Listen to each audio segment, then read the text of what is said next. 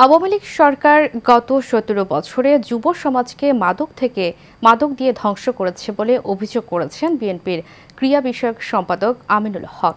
তারেক রহমানের নির্দেশে যুব সমাজকে মাদক মুক্ত করতে খেলাধুলা করার পরিকল্পনা হাতে নিয়েছে বিএনপি বলেও জানান বিএনপির এই নেতা। বিস্তারিত মন্টুল এনামের রিপোর্টে। রাজধানীর রূপনগর আবাসিক এলাকায় বিএনপির ভারপ্রাপ্ত চেয়ারম্যান তারেক রহমানের নির্দেশেই মাদকমুক্ত সমাজ গড়তে এই ব্যাডমিন্টন খেলার আয়োজন করা হয়।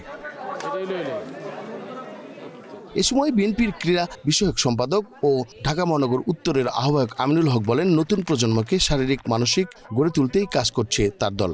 জনাব তারেক রহমানের নির্দেশনায় বাংলাদেশের যুব সমাজকে মাদকমুক্ত করার লক্ষ্য নিয়ে আমরা বাংলাদেশ জাতীয়তাবাদী দল বিএনপি সকল প্রকার উদ্যোগ নিয়ে আমরা চাই যে আমাদের বর্তমান এবং ভবিষ্যৎ প্রজন্মকে একটি সুন্দর সমাজ গড়ার জন্য, একটি সুন্দর বাংলাদেশ গড়ার জন্য আমাদের পক্ষ থেকে যা যা করণীয় আছে আমরা সর্বোচ্চটুকু করব। তিনি আরো বলেন, জনগণের ভোটে বিএনপি ক্ষমতায় আসলে পাঠ্যক্রমে খেলাধুলাকে বাধ্যতামূলক করা হবে।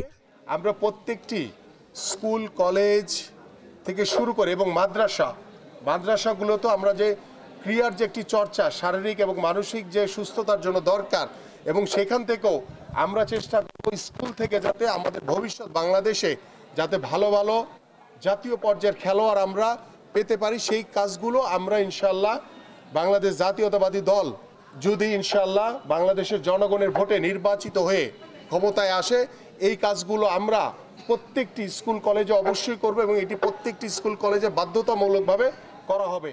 বিএনপি ক্ষমতায় আসলে ক্রীড়া অঙ্গনকে দলীয়করণ ও রাজনীতিকরণ মুক্ত করা হবে বলেও আশ্বাস দেন তিনি।